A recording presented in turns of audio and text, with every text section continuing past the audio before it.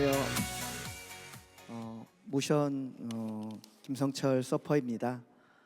좋은 자리에 이렇게 초대해 주셔서 감사드리고, 저희 모션이 하고 있는 그냥 일들인데, 이게 어떤 일가정 양립이나 이런 측면에서 좀 좋은 사례가 될 수 있었으면 좋겠고, 또 다른 기업에서도 도움이 좀 됐으면 좋겠습니다.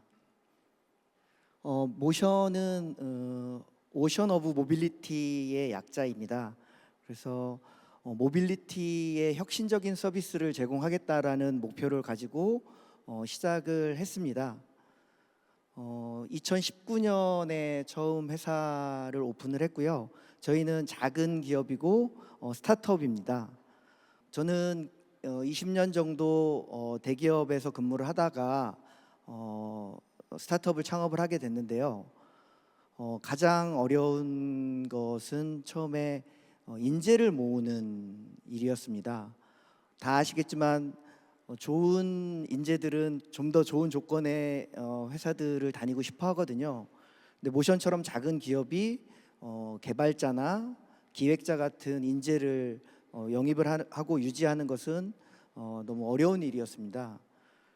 그래서 저는 어떤 사회적 역할을 다하겠다라는 생각보다는 솔직히 말씀드리면 우리 회사가 어떻게 생존하고 성장할 수 있을까라는 목표에서 금전적인 보상을 다른 플랫폼 기업이나 이런 데보다 더 많이 할 수는 없다. 하지만 좋은 조직 문화를 가지고 차별화된 기업 경영을 하면 충분히 좋은 인재를 모실 수 있다고 생각을 했습니다. 그래서 두 가지의 원칙을 정했습니다. 하나는 자율적으로 일할 수 있도록 해야겠다라는 것이었고요. 또한 다음은 수평적인 조직 문화가 중요하다고 생각을 했습니다. 그래서 조직 문화를 세팅을 하면서 제일 중요하게 생각했던 것이 자율이었습니다. 그래서 저희는 출퇴근이라든가 근무하는 위치, 시간, 그리고 휴가 사용에 관련된 것들 모두 다 자율에 맡기도록 했고요. 그리고 서로 존중한다는 의미, 그리고 수평적인 조직 문화를 위해서 모두 다 경어를 사용하게 했습니다. 그리고 최근에는 직급 제도를 다 폐지를 했습니다. 그래서 직급이 폐지가 됐기 때문에 저희 회사에는 승진이라는 제도가 없습니다. 그래서 이맘때쯤 되면 작은 기업이든 큰 기업이든 다 승진을 위해서 내부에서 치열한 경쟁들을 하고 또 그것을 위해서 내부 정치도 있고 이런데 그 승진 제도를 없애고 나니까 회사의 불필요한 경쟁이 상당 부분 사라졌고 대신 성과만을 평가를 해서 그 성과 위주로 보상을 하기 때문에 보상에 대한 공정성에 대한 시비도 많이 줄었습니다. 그래서 우리는 저를 포함해서 모든 서퍼님들이 서로를 서퍼라고 부르고 경어를 사용하는 문화를 가지고 있습니다. 그런데 이런 제도들을 처음에 만들면 제도가 있다고 해서 다 실행이 되는 것은 아닙니다. 그것이 실제로 내가 사용할 수 있고 그렇게 해도 된다라는 데까지 가려면 많은 노력들이 필요하고 서로의 신뢰가 형성이 돼야 된다고 생각을 합니다. 그래서 그 신뢰 관계를 쌓는 데까지 사실은 굉장히 시간이 좀 걸렸고 어떻게 하면 그 신뢰를 만들 수 있을까라는 생각으로 사무실 이외의 공간을 하나 만들었습니다. 별도의 공간이고요. 저희는 서퍼스룸이라고 이름을 붙였는데 이 서퍼스룸은 토론의 공간이기도 하고 또 서로 오락도 즐기고 휴식도 취하는 그런 공간입니다. 그래서 이 공간을 처음에 만들 때는 넉넉치 않은 자본 사정에서 고민을 많이 했지만 그래도 이 공간이 우리의 조직 문화를 대변하는 장소가 될 거라는 생각을 가지고 많은 서퍼님들과 고민 끝에 공간을 만들었습니다. 저희가 서퍼기 때문에 서핑 비치의 컨셉을 따서 만들었고요. 보시는 저 위에 부분이 이제 파도고 이쪽은 이제 비치샵처럼 만들었습니다.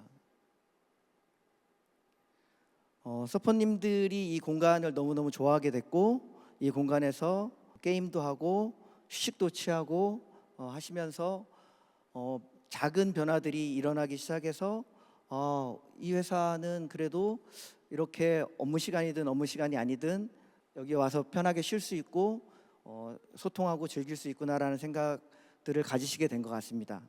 서퍼스룸에서 진행됐던 자발적인 행사인데요.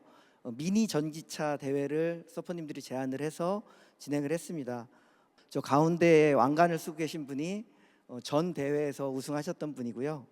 이런 대회들 또는 행사들을 자발적으로 하면서 편안하게 휴식하고 또 서로를 소통할 수 있는 그런 공간이 됐습니다. 한 3년 정도 조직 문화를 좀 차별화하려고 하는 노력들이 진행이 되면서 어떤 변화들이 있었냐면, 처음에 2022년에 보니까 저희가 퇴사율이 13.8% 정도 됐었습니다.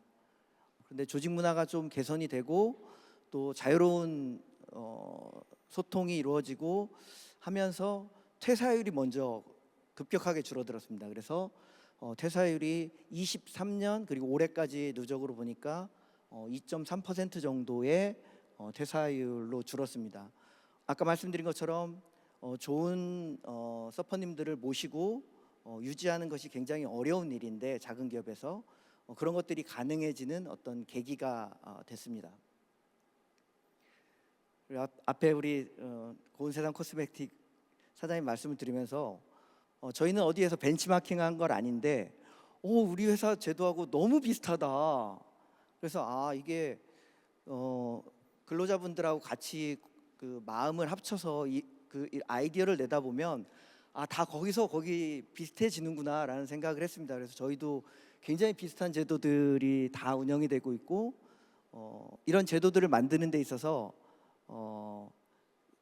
우리 서퍼님들이 원하시는 거를 먼저 말씀을 해주시고, 그리고 저희가 그걸 반영하는 식으로 항상 했습니다. 회사가 제도를 만들고 이렇게 내놓는 것이 아니라 서퍼님들의 의견을 듣고 하는 거고요. 그 중에 하나가 아까 대표님께서는 재택을 일주일에 2번 하는 걸 결정을 하실 때 그렇게 하셨다고 하셨는데 굉장히 훌륭하신 것 같고요.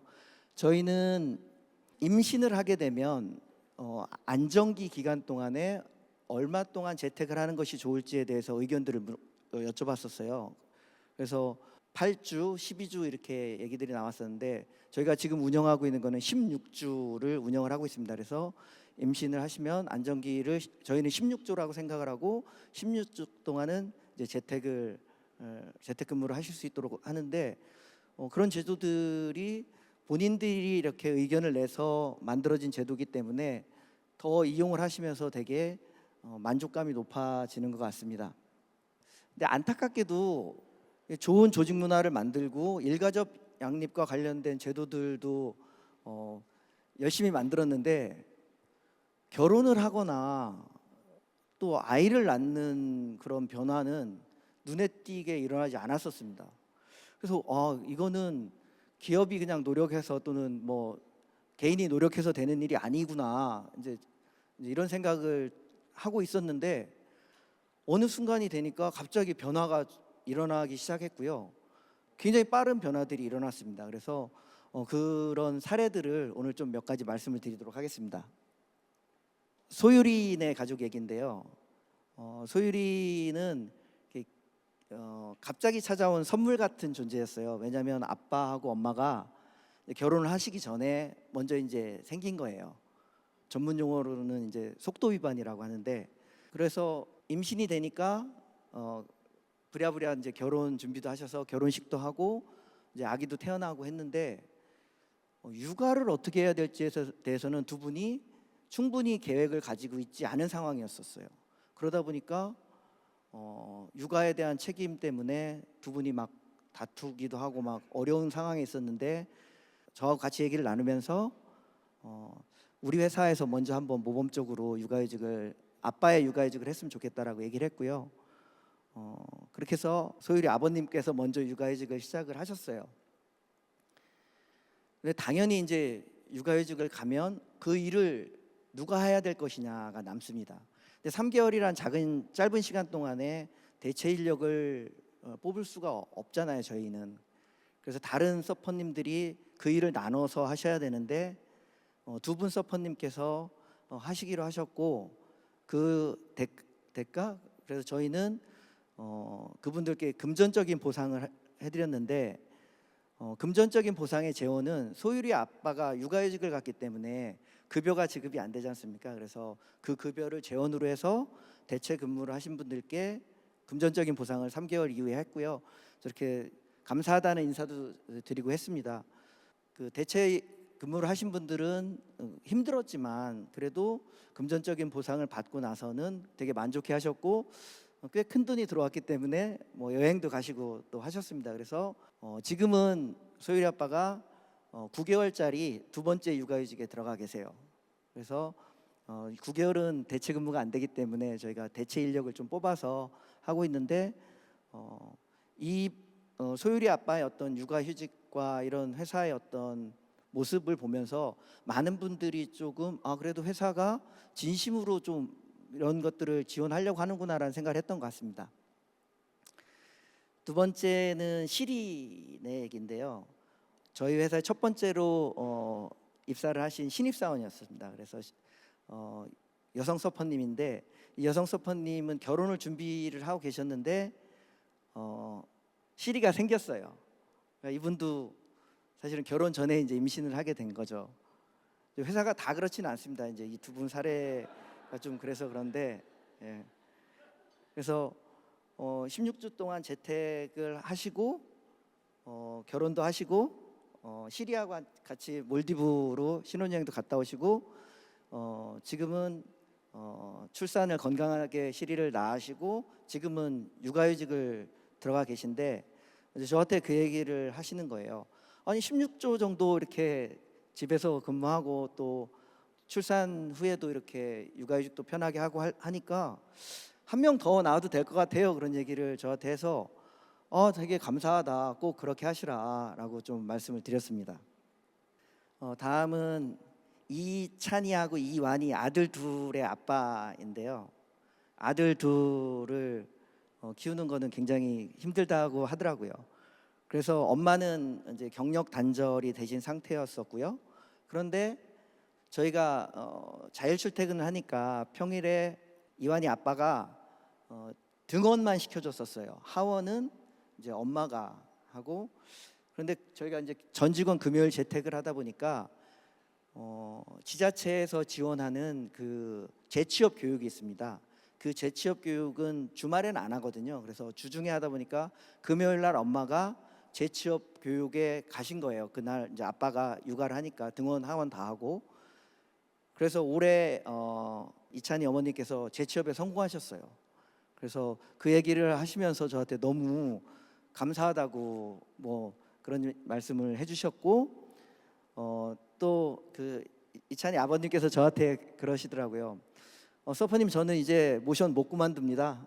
와이프가 평생 죽을 때까지 다니래요 그러더라고요. 그래서 제가 의도한 건 아니었지만 어쨌든 그런 회사의 제도들이 가정의 어떤 그런 어머니의 경력 단절을 해결하고 이렇게 되는 영향도 있구나 이런 생각에서 되게 기뻤습니다.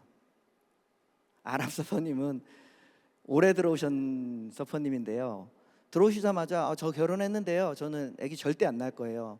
그리고 이 강아지가 저희 애예요. 그러니까 저희 회사에서는 이제 유치원비하고 병원비 같은 걸 지원해 드리는데 저는 애가 없으니까 우리 강아지 유치원비하고 강아지 병원비를 대신 지원해 주시면 안 돼요라고 해서 그거는 좀 어렵고 일단 강아지를 먼저 그러면 가족에 등재를 해라 그렇게 말씀을 드렸는데 근데 갑자기 임신을 또 하셨어요.